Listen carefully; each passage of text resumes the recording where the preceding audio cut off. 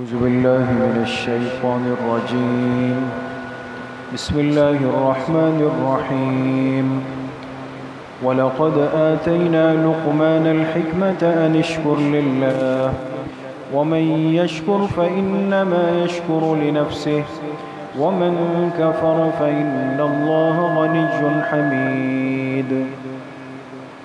صدق اللہ العظیم. یہ سورہ لقمان کی آیت نمبر 12 آپ حضرات کے سامنے تلاوت کی گئی ہے. چونکہ جیسے اس سورت کے نام سے یہ بات واضح ہے کہ اس میں تذکرہ ہے حضرت لقمان حکیم کا. اب حضرت لقمان کون ہے، ان کا زمانہ، ان کی عمر اور ان کا مقام منصب کیا ہے، ان سب باتوں میں روایات مختلف ہیں اور کچھ روایات میں اختلاف بھی ہے. لیکن اس میں کوئی شک نہیں کہ اللہ پاک نے ان کو اپنی طرف سے ایک خاص حکمت اور دانائی عطا فرمائی. ان کی باتوں میں جو نصیحت ہے، جو حکمت ہے، جو دانائی ہے، جو فوائد ہے اور جو برکات ہے، اور سب سے بڑھ کر اولاد اور نوجوان نسل کی تربیت کا جو سامان ہے، وہ اپنی مثال آپ ہے. اس لیے پہلے بھی یہ عرض کیا اور تمام علماء نے، مفسرین نے یہ بات لکھی ہے کہ تربیت اولاد کے لیے بہت ضروری ہے کہ ان کو سورہ لقمان سمجھا کر پڑھائی جائے، ترجمے کے ساتھ پڑھائی جائے. اس لیے کہ اللہ کے ایک مقبول اور خاص بندے نے، جن کی زبان پر حکمت خود اللہ نے جاری فرمائی، اس بندے نے اپنے بیٹے کو جو نصائح کیے ہیں، نصیحتیں فرمائی ہے، وہ کتنی زیادہ قیمتی ہوں گے. تو اس آیت نمبر 12 سے اللہ پاک نے تذکرہ فرمایا ہے حضرت لقمان کا. اس آیت کا ترجمہ ہے وَلَقَدْ آتَيْنَا لُقْمَانَ الْحِكْمَةَ، اور یقیناً ہم نے عطا کی لقمان کو حکمت یعنی دانائی. انشکر للہ، یہ کہہ کر کہ آپ اس کے بدلے اللہ کا شکر ادا کریں. دیکھیں، وَمَن يَشْكُرْ فَإِنَّمَا يَشْكُرُ لِنَفْسِهِ، اور جو بندہ نعمت کا شکر ادا کرتا ہے تو اس شکر گزاری کا فائدہ اسی کو پہنچتا ہے.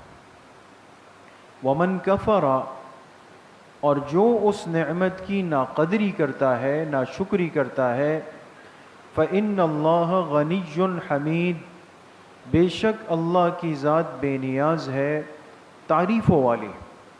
اللہ کو اپنے بندوں کی شکر گزاری کی حاجت نہیں، ضرورت نہیں کہ یہ مخلوق اللہ کی حمد اور تعریف اور شکر ادا کرے تو اللہ کی قدرت، طاقت، سلطنت میں اضافہ ہوگا. ایسا نہیں. اللہ پاک کی ذات، اللہ کی صفات، اللہ کی سلطنت اور اللہ کی قدرت ہر اعتبار سے کامل و مکمل، وہ بندوں کی کسی اعتبار سے بھی محتاج نہیں.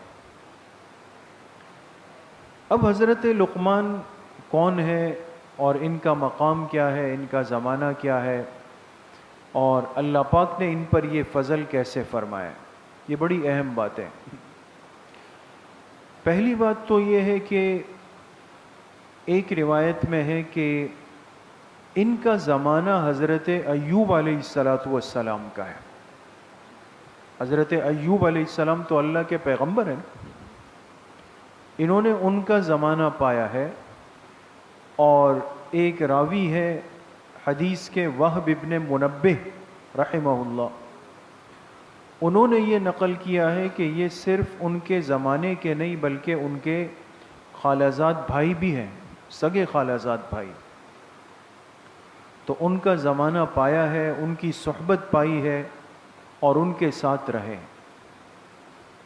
لیکن حضرت عبداللہ ابن عباس رضی اللہ عنہما، یہ اس امت کے مفسر ہیں، وہ فرماتے ہیں کہ حضرت لقمان جو ہیں یہ حضرت داؤد علیہ السلام کے زمانے کے، حضرت داؤد علیہ السلام بعد میں ہے، ایوب علیہ السلام پہلے، لیکن اتنی بات تو واضح ہو گئی کہ ان کا زمانہ کون سا ہے؟ سابقہ انبیاء کا زمانہ ہے، انبیاء کا زمانہ انہوں نے پایا ہے۔ دوسری بات یہ ہے کہ آیا ان کو نبوت دی گئی یا صرف ولایت دی گئی؟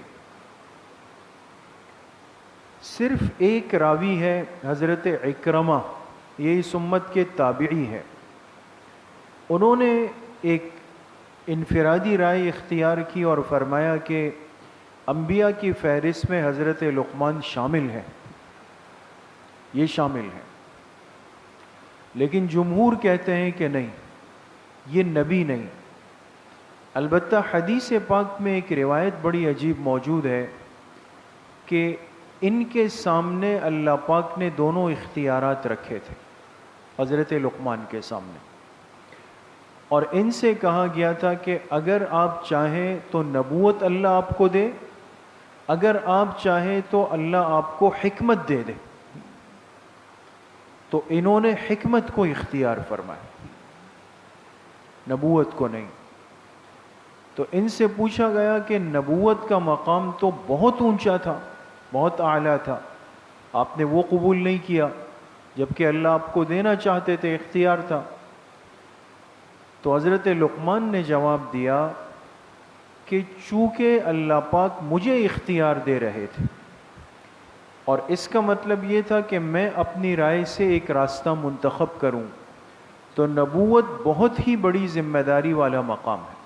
ہاں اگر اللہ بغیر اختیار کے پیش فرما دیتے تو پھر میرے لیے قبول کرنے کے علاوہ کوئی چارہ نہیں تھا، لیکن یہ اختیار دے دینا اللہ کی طرف سے اشارہ تھا کہ آپ سوچ سمجھ کے ساتھ ایک منصب کو اختیار کر لیں، تو میں نے اس بڑے بوجھ کے بجائے اس ذمہ داری کو قبول کر لیا۔ تو بہرحال یہ ولی ہے اس امت کے، اور سابقہ انبیاء کا زمانہ انہوں نے پایا ہے، اور ان کی زبان پر بڑی حکمت کی باتیں اللہ پاک نے رکھی۔ اچھا، ایک روایت میں یہ ہے کہ یہ خالصتاً حبشی تھے۔ حبشی آپ جانتے ہیں نا، یعنی جو افریقہ کے، سیاہ رنگ والے اور اس قسم کے، اور ان پر غلامی کا زمانہ بھی گزرا ہے، ایک روایت اس طرح کی بھی ہے۔ اور اس میں ایک روایت موجود ہے بڑی عجیب کہ حضرت سعید ابن مسیب رحمہ اللہ تعالی، یہ بڑے انسان گزرے ہیں اس امت کے اور تابعی ہیں، ان کے پاس ایک شخص اپنا ایک ذاتی مسئلہ لے کے آیا حضرت سعید ابن مسیب کے پاس، اور یہ آنے والا شخص سیاہ فام حبشی غلام تھا۔ اس نے آ کے حضرت سے مسئلہ پوچھا، لیکن انہوں نے محسوس کیا کہ اس شخص کے چہرے پر مایوسی اور اپنی اس غلامی اور سیاہ رنگت کا ایک بوجھ ہے۔ تو پہلے تو حضرت سعید ابن مسیب رحمہ اللہ نے ان کو مسئلے کا جواب دیا، پھر ان کو بٹھایا، بڑے لوگ ہوتے ہیں، تو ان سے کہا کہ مجھے ایسا لگتا ہے کہ آپ کو اپنی اس زندگی اور اپنی اس رنگت اور اپنے اس مقام پر ایک ندامت ہے۔ تو اس نے کہا اس میں کیا شک ہے، ہم غلام ہیں، کالا رنگ ہے اور موٹے موٹے ہونٹ ہیں، کوئی ہم سے اس طرح نہیں ملتا جیسے عام لوگوں سے ملتا ہے۔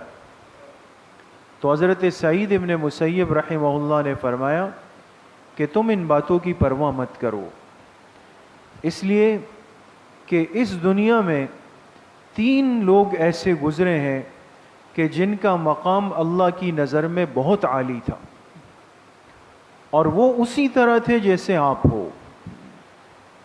تو آپ کا نسب اور آپ کی نسبت معمولی نہیں۔ تو اس نے پوچھا کہ وہ 3 لوگ کون تھے؟ کہا دیکھو ان تینوں میں سب سے پہلا شخص تو وہ تو انبیاء کے زمانے کے حضرت لقمان حکیم تھے، لیکن اس سے ثابت ہوا کہ واقعی یہ حبشی تھے حضرت لقمان۔ تو تو کہا جن کا تذکرہ قرآن میں بھی ہے اور جن کی نصیحتیں قرآن میں بھی ہے، اگر اس رنگ اور اس قوم کی نسبت اللہ کو پسند نہیں ہوتی تو قرآن کریم میں تذکرہ کیوں ہوتا؟ تو ایک تو حضرت لقمان حکیم ہو گئے. کہا دوسرے شخص وہ اس امت کے صحابی حضرت بلال حبشی ہے رضی اللہ عنہ، لیکن ان کو کیا سعادت ملی کہ اللہ کے پاک پیغمبر کے مؤذن بنے. ان کے ہوتے ہوئے کوئی اذان نہیں دے سکتا تھا. اور کہا تیسرے شخص حضرت عمر رضی اللہ عنہ کے آزاد کردہ غلام تھے، آزاد کردہ، ان کے پاس ایک غلام تھے، بعد میں انہوں نے ان کو آزاد کیا اور اس کا نام تھا مہیع. مہیع، میم ہا یا اور عین. اور یہ مہیع جب آزاد ہوئے تو انہوں نے پھر محدثین اور تابعین کی صحبت پائی اور بہت بڑے محدث بن گئے. تو تسلی دی حضرت سعید ابن مسیب نے کہ بھئی آپ اپنی اس قوم، اس نسب، اس رنگ اور ان بالوں کی پرواہ مت کریں. اللہ پاک نے اس رنگ اور نسل میں بھی بڑے 3 قیمتی لوگ پیدا فرمائے. اسی طریقے سے ایک روایت میں یہ واقعہ بھی لکھا ہے اور یہ بڑی سبق کی بات ہے جس سے انسان کو سیکھنا چاہیے کہ ایک موقع پہ حضرت لقمان حکیم مجلس علم لگا کر بیٹھے ہوئے تھے اور ہزاروں طلبہ ان کے سامنے ہیں.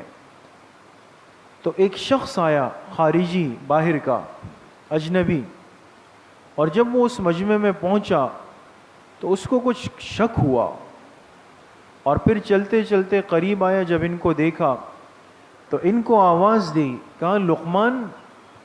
تو یہ حیران ہو گئے کہ اس طرح بے تکلف کون بلا رہا ہے. تو جب دیکھا تو ایک شخص ہے.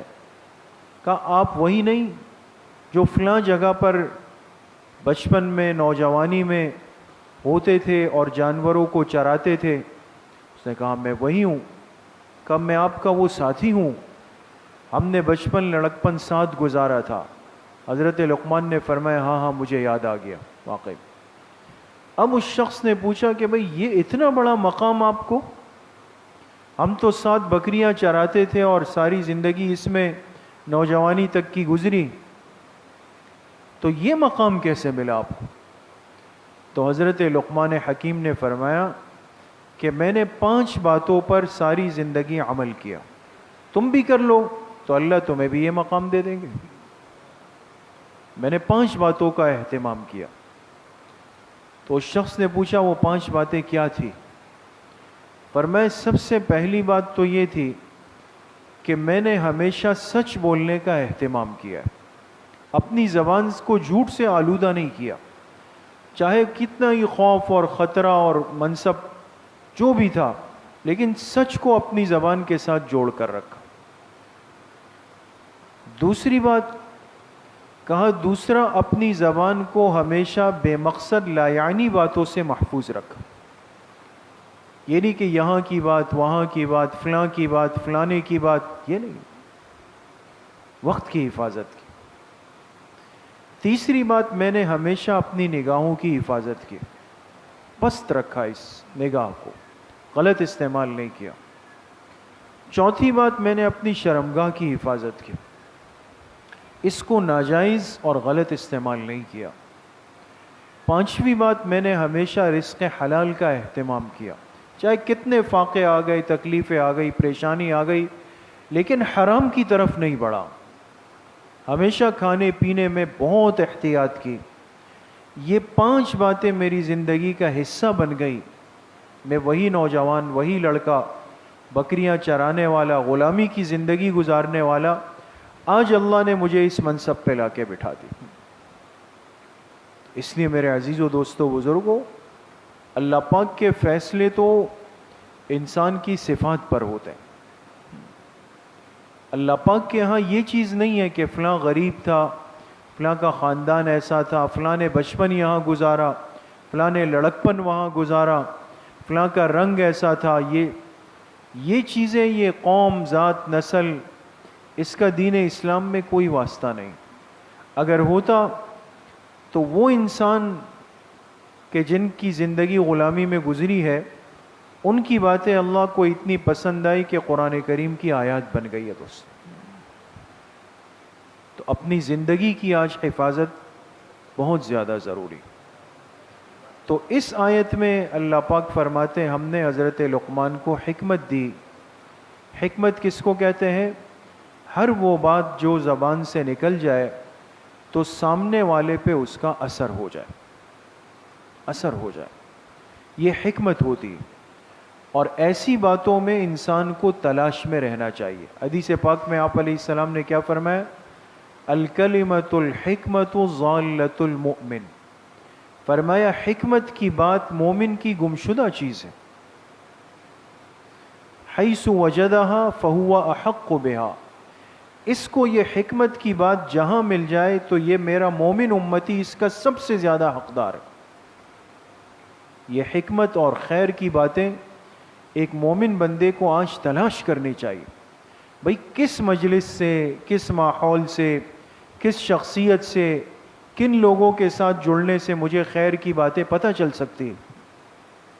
آج انسان بدھکتا ہے، بھاگتا ہے، بڑوں کی بزرگوں کی صحبت میں نہیں بیٹھتا. کیوں؟ کہتے کچھ سمجھ ہی نہیں آ رہا ہے، گھنٹوں گھنٹوں پتہ نہیں بٹھایا ہوا ہے تو وہاں پہ سمجھ نہیں آ رہا اور وہ باتیں بوجھ لگ رہی ہے. لیکن یہی انسان ہے، اس کو کسی دنیاوی یا شہوانی کام کے اندر لگا دیا جائے تو گھنٹوں دینے کے لیے آج ہم تیار بیٹھے ہیں، بالکل تیار. تو وہ نصیحت کا عمل جو اللہ پاک نے اس امت کو دیا تھا دوستو، آج وہ بہت کم ہو گیا. کہ نصیحت بھی کرنی ہے، چھوٹوں نے بڑوں سے سننا ہے، بڑوں کی صحبت اختیار کرنی ہے، ان کی باتوں کو لینا ہے، سب اس طرح چل رہا ہے دوست. تو یہ صورت اللہ پاک کی طرف سے ایک بہت بڑا انعام ہے دوست. اور اس صورت کو ہم سیکھنے اور سمجھنے کی نیت سے سنیں. اور پھر میں نے جیسے عرض کیا کہ خود سیکھنے کے بعد اپنی اولاد کے ساتھ اس کا مذاکرہ کریں. ہونا تو یہ چاہیے کہ ہم اپنے بچوں کو، اپنے نوجوانوں کو اور ساتھیوں کو درس قرآن سے جوڑیں دوستو. اب جیسے سورہ لقمان شروع ہو رہی ہے تو ظاہر سی بات ہے کہ ختم ہو جائے گی ایک دن، 1-2 ہفتے 3 ہفتے کے بعد ختم ہو جائے گی. لیکن اصل فائدہ کیا ہے کہ ہر ساتھی اس کی فکر کر لے کہ بھئی میں صورت ہے، اس میں تربیت اولاد کے بڑے عجیب اصول ہے، قرآن کے اصول ہیں. آج کے نوجوانوں کا رخ بدل رہا ہے، ماحول بدل رہا ہے، صحبت بدل رہی ہے. بھئی ان کو صحیح کرنا ہے، چلو بھئی ان کو اس ماحول کے ساتھ جوڑ دو. اللہ کریم مجھے بھی آپ سب کو صحیح عمل کی توفیق نصیب فرمائے. بھئی 2 اعلانات سن لیں. ایک تو یہ ہے کہ جیسے ہر اتوار کے دن آپ جانتے ہیں کہ مغرب کی نماز کے بعد تاریخ اسلام کا سلسلہ چل رہا ہے. تو ماہ ربیع الاول میں چونکہ پچھلے سال بھی ترتیب ہوئی تھی، اس سال بھی انشاءاللہ اس مناسبت سے، تاکہ تھوڑا سا ہمیں اس مہینے میں کرنے کے کام اور نہ کرنے کے کام سمجھ میں آ جائے کہ ہماری زندگی کیسے گزارنی. تو اس مناسبت سے انشاءاللہ کل کی مغرب کی بعد کی مجلس اور آئندہ اتوار کی جو 2 مجلس ہیں یہ جو ہوں گی، یہ ربیع الاول اور سیرت کی مناسبت سے خصوصی مجلسیں رکھی گئی ہیں. کل کی مغرب کی بھی، آئندہ آنے والی اتوار کی بھی. آپ تمام احباب سے درخواست ہے کہ اپنے قیمتی اور مصروف ترین اوقات سے تھوڑا سا وقت نکال کے تشریف لائیں اور مغرب کے بعد 40-45 منٹ آپ نے اس ترتیب کو دینے. دوسری درخواست یہ تھی کہ ہر ماہانہ مہینے کا جو پہلا اتوار ہوتا ہے اس میں اصلاحی بیان کی مجلس ہوتی ہے. کون سی نماز کے بعد؟ عشاء کے بعد. تو انشاءاللہ کل پہلا اتوار ہے، اس مناسبت سے عشاء کے بعد بھی مجلس ہوگی. تو ذکر کی، مراقبے کی. تو ساتھی اس نیت سے آئیں کہ مغرب میں آ جائیں اور انشاءاللہ عشاء کے بعد جب دعا ہو جائے تو پھر واپسی کریں گے. کیا خیال ہے؟ انشاءاللہ ٹھیک ہے نا؟ الحمدللہ رب العالمین.